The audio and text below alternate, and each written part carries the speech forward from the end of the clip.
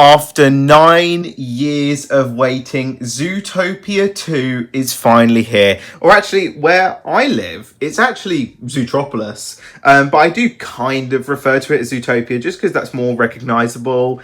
And just for this video, I am going to refer to it as Zootopia just so people know what I'm talking about. And it's just not. There's no complication, let's say that. And just to give you a bit of context, I really like the first Zootopia. I just think it's such a fun-filled, action-packed adventure with two really great leads. They really gave these two characters, these opposites, a real connection, a real bond. And there was just a lot of really funny humor in there, some really cool characters. It was just a really creative film in general. I really liked it. And actually, like, although it wasn't that long ago when you compare it to the grand scheme of things, like I genuinely feel so much nostalgia for that film. And I've gone back to it, you know, out of kind of most Disney films which have come out in the last like 15 years, I'd say that's probably the one I've gone to the most, like out of Wreck-It Ralph and Frozen and all of that. So we got Zootopia 2 here, and I kind of went in with really modest expectations because the trailers didn't really do a lot for me. I just thought we were kind of rehashing the same thing, and it just looked like we're too focused on humor and things like that. But I saw the film, so without further ado, let's get started with my review of Zootopia 2. And I am happy to say that this film is not a Moana 2, it's not a Ralph Breaks the Internet situation. This is a sequel which actually felt worth making. And I think as soon as you watch this film, you just have a clear view that Disney and the writers, directors, what have you, they all had the right idea and knew where they wanted to take these two characters on their journey. And that's the kind of first thing I can praise this film for. It pretty much it shines when it comes to the dynamic between Nick and Judy. And they really find a way to take their partnership to the next level. Because, you know, the first film kind of, you know, it laid the ground of their relationship and how close they really are. And this one, it takes it to the next level. And it's like, how far will we go to something which isn't really as personal to the characters themselves, and it doesn't affect them in the largest way. So how far are they going? You know, are they going to risk their life for this case? And, you know, you really get a contrast between the two where you can tell they're both really close and they do really care about each other. But equally, they do have disagreement. And that comes to some severe consequences when you get into the later acts of the film. And I just think they really developed the characters and took them into another level in another place. It didn't feel like we were just rehashing and doing the same thing. So they really managed to get that in a really strong way, to say the least. And it kind of felt like the film actually did pay off a little bit stronger emotionally within the back half of the film. Because I think when you watch that first Zootropolis film, say Zootropolis, Zootopia, whatever, when you watch that first film, you actually watch it and, you know, there are some emotional scenes, but it's definitely not up there with Disney's most emotional ones. I'm not saying this one is either. It just kind of feels like, because the connections are, it's very personal between Nick and Judy rather than the grand scheme of things. And there's a message which is genuinely more relatable than the first one, possibly. I would argue, maybe. I don't know. I'm not speaking for everyone, so maybe that's a bad point. But I just feel like it paid off emotionally, and I kind of felt like they wrote it and developed it a little bit better than they did in the first one. So by the time you get to the third act and they have that emotional payoff, not only does it feel more emotional in general, but it just feels like it feels a bit more smooth and well done. And I think that's where the film just tugs at the heartstrings the most. And when I say that, this is one incredibly funny film. I am someone who, you know, I've not really got a big sense of humor for animated films necessarily. I do, of course, I do laugh at an animated film, but they don't, you know, I don't feel the same, the sort of animal humor kind of thing. They actually something really clever with this one where they do nod to a lot of other Disney films, also other IPs in general, which Disney don't own. There's some really fun references, and if you watch the first film, you're pretty aware of the Breaking Bad reference, which is really funny.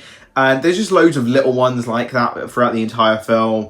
There's like a Disney Plus reference. There's so many little nods. There's like one particular nod to one much beloved Pixar film, and you'll know, if you've seen the film, you know what I'm talking about. If you haven't, you will definitely recognize it if you've ever watched pretty much any of the base Pixar films.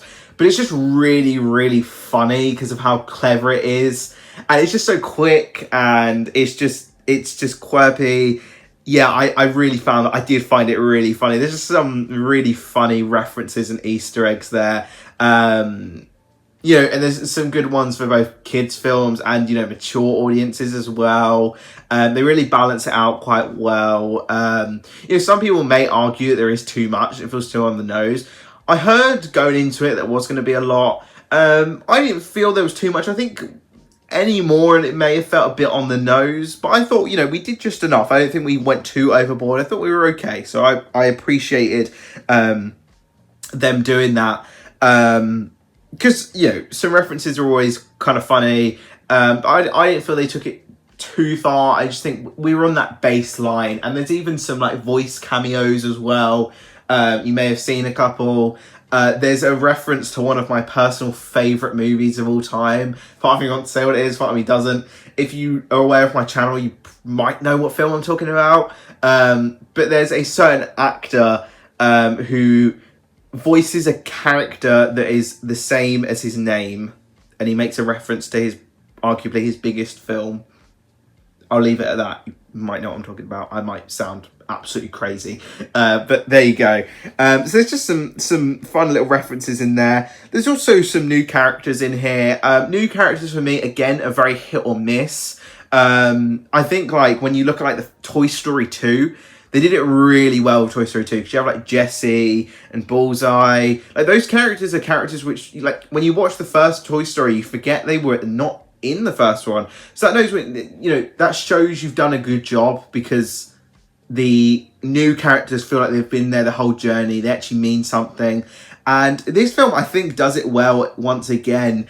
So the standout for me was Ke Huy Quan's Gary the Snake.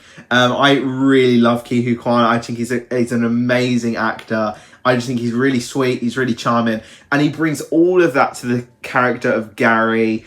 And, you know, you just feel his emotions. And, you know, he's just so sweet. He's so harmless. And you just feel for him the moment you encounter him, that he's just this innocent character. And they don't try to do that thing where they market it as if he is the villain. They've marketed it like he's not the villain, and no, he is not the villain. He's just an innocent snake who's trying to do the right thing, and he's just such a sweet character, and he really just feeds into the film so well. So no complaints there. He's like the biggest notable new character. Andy Samberg is also in this, and we've got like Macaulay Culkin and his wife, who play like brother and sister, I believe, who like are a really funny pair. Just, you know, it's funny when they do like real life couples or like friendships or whatever in films and stuff. So that was really funny. They're like the most notable new characters. And also, you know, we dive into the world of reptiles, and it really like makes you think, yeah, I forgot we didn't do reptiles in the first one. Like, you know, it's that kind of thing where you actually rewatch the first Zootopia and you're like, wow, there were loads of animals that we missed off. And that's just another fun thing. They found a strong way to expand the world and just get some really good fun things in there. So that I have to praise. And of course we have the original cast returning, and they actually did a good job. Like, almost everyone comes back and gets at least one line of dialogue. And I was surprised that they did that. I thought, will this be one? Because there were so many characters and memorable characters in the first one, comic relief, story elements, whatnot, and, you know, plot devices and everything. But genuinely, they brought back almost everyone who, who served a purpose in the first one or weren't put in some situation where they couldn't return. And I just thought it was really good. They found a way to do that. I really appreciate when films, you know, try and not just focus on all of the new stuff. They do, you know, they jump back to the original, which I appreciated. So all in all, I thought Zootopia 2 was a brilliant film. I thought it was a worthy sequel, someone who went in very nervous to see how they were going to handle this. So with that said, let's move on to the mixed aspect of the film. And these aren't necessarily good or bad things, just some things you might want to know once you go into the film. And there's not really anything to say here. This is a relatively friendly kids film. There is a end credit scene. It plays once all the credits are over. So once the end and mid credits are completely finished, and once the scrolling credits, everything is done. There is one credit scene, and I would actually say it's worth sticking around for. It's part of it is a joke, and it kind of, if you're a fan of the first one, you'll probably appreciate it, because it was kind of a little something which wasn't in the film, but they touch on it in the end. And then they do give a little tease of where we could be going next, and you kind of go, oh, okay, yeah, I see that. I mean, let's be honest, I think they'll probably do a sequel. This has already made $1 billion at the box office in time of filming, and they did a little setup, and there's definitely places you could go with what they teased. It's a fun little tease. It's nothing too crazy, but you can interpret it in a couple of different ways. I thought it was a really good little way to do it. Whether they do a sequel or they don't, if they don't do a sequel, it's a fun little note to leave it on. If they do, we've got a clear vision of where we're going to go next. So with that said, let's move on to the bad of Zootopia 2. And honestly, I really, really did enjoy this film, so I've not got a lot to say. But I guess in some way the film does feel fairly familiar. And that's not really touching like character points or anything like that. It just kind of feels like, we're doing like prejudice and the discrimination in Zootopia, and there's some like secret which is unraveling. We got to uncover that, and get to the third act and secrets are revealed. There's twist characters. I didn't realize you were this person and whatnot. There's that sort of thing, and in some way it does feel quite familiar because we've seen it before. It does feel like, some, especially in the third act, we're rinsing and repeating a little bit. And that's not even me saying the dynamic between Nick and Judy, because actually take that to another level. So I wouldn't say that feels familiar. I would just say the overall story structure and narrative, you could interpret and say, yeah, this is kind of a rinse and repeat. And I think, on the whole, most Disney films or sequels are. I'd say most Disney sequels are fairly familiar to the original. But yeah, I kind of felt, some of the twists and turns and, uncovering the secrets and stuff, it was fairly familiar. But as someone who really enjoyed the first film, I can't complain too much about that. And, it does feel like the pacing of the film isn't quite as smooth as it was before. It does feel like, the film has got a couple pacing issues within the kind of the first act, and I was like, I didn't realize we were doing this at this point or this soon. And it kind of feels like they've got to show, and they want to just show you a limited amount of info. They don't want you to know everything before going into the third act, but equally they do want you to know a fair amount of stuff. But that's all right. Like I still accept that that we did need to do that, so it didn't bother me too much. But they're like the big two things. I guess some could argue that Judy is more developed than Nick is. But I feel like these films are more Judy's films than they are Nick's. And I think that's fine. That doesn't bother me. But I guess you could argue that Nick is a bit on the underdeveloped side in terms of where he's at in life. Because he's not at the top of his game like he was in the first film. He was doing dodgy deals and selling stuff and things like that. He was doing quite, bad things, and he was up against the law.